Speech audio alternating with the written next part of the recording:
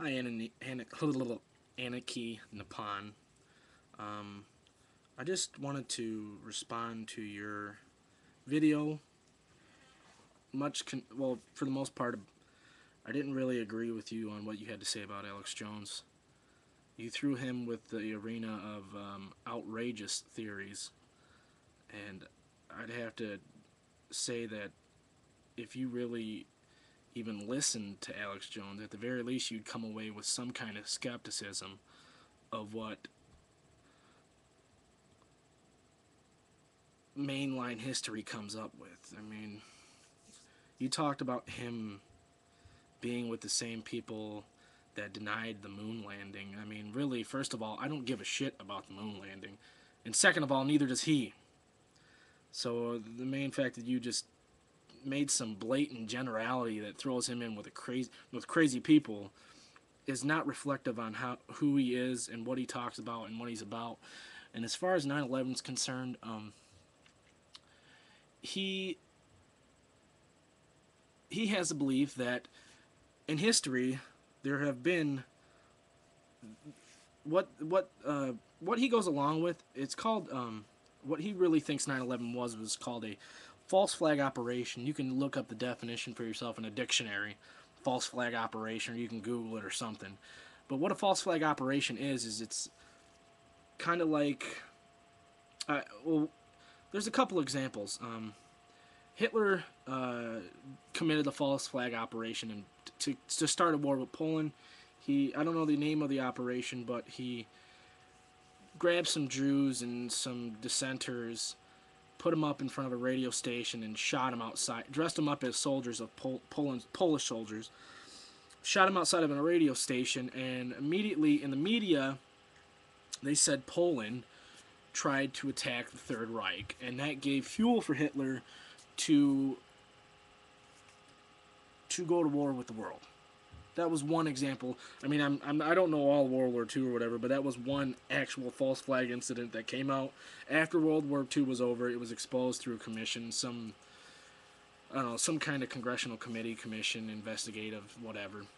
But that's one example, and there's several other examples that false flag operations do happen. They are looked at. They're looked at as options to start war. So to deny that there could be at the very least the possibility that 9/11 could have been a false flag operation is denying your own logic if you look into history.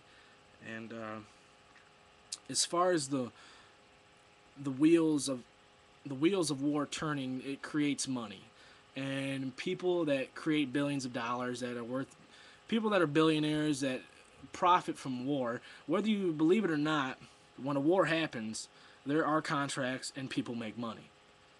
And this has happened throughout history, way farther back than the 19th century. It goes all the way back. I mean, we've been having wars forever.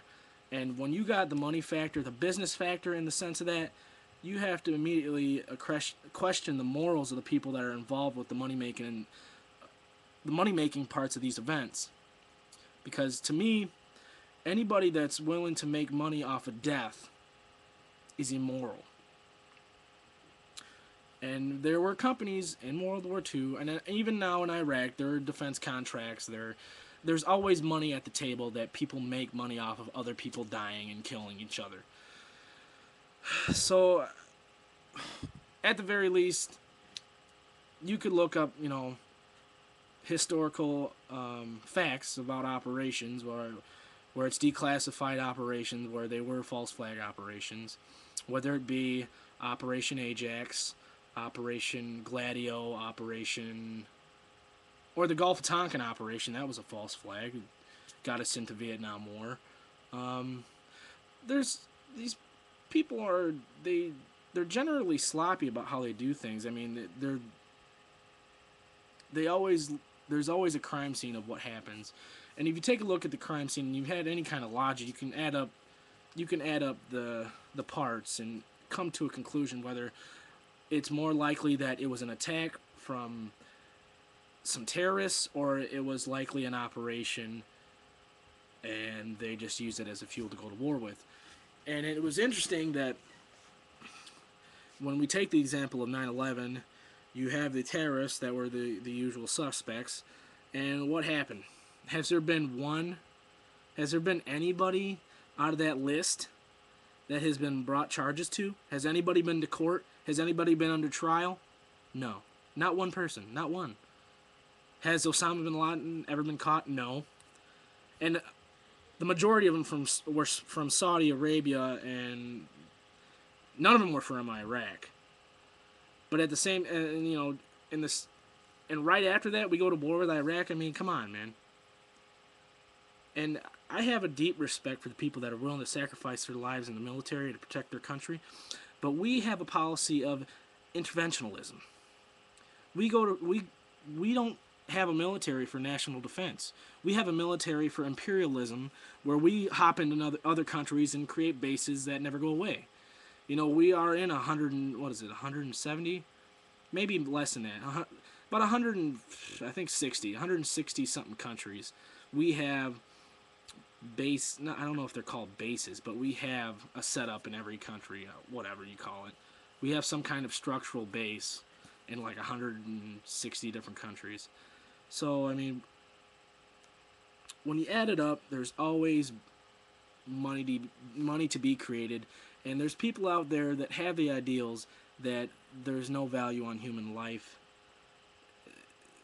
Society as a whole is just cannon fodder, and I just have to disagree with you on this, man. I just don't see eye to eye with you on this. I mean, I have all the love and respect for the world for the military, but I have none of the respect and love for the world for the people who are controlling the military, for the people that are putting these the people that are causing interventionism, and the people that are leading the military into death, into unjust wars, undeclared wars, and just the overall disrespect of the Constitution, the piece of paper that was literally the birth of this country. Everybody in politics has no respect for it. What does that tell you, man? What does that tell you? It tells you that when they have no respect for it, we're not going to have any respect for it, because they are in control of the school system. They're in control of everything. The government has its paws in everything. And the mere fact that we all don't have the Constitution memorized is a problem. Because if you don't know your rights and you don't know the foundation on which this country was built, you're going to lose it. And I just would like you to come at it with more of an open mind, man. Because if you really look into history itself, there's always dastardly deeds that are done, and there's always evil people behind the scenes. It's not, you're looking at everything on the surface, and there is stuff under the rock, man. There is really things under the surface. So turn a couple rocks over. That's my suggestion, man. Just start turning over some rocks, and start looking into some things, and maybe you'll come away with a different opinion. Turn off the TV. Stay away from MSNBC. Stay away from Fox News. Stay away from anything that's associated with television, because that is the mainline propaganda right there. Mainstream media is the biggest propagandist. You can call Alex Jones a propagandist, but he is not. If you really believe Alex Jones is a propagandist, he is nothing. Absolutely nothing compared to the mainstream media. Nothing. And, oh yeah, there's one more thing I want to tell you. If you get a chance, look into the Bilderberg Group, and look into the Council on Foreign Relations, the Trilateral Commission, and just start to learn about who those people are. Because maybe if you look into that a little bit, you might realize that there is something going on under the surface of things. It's not just a two-party system.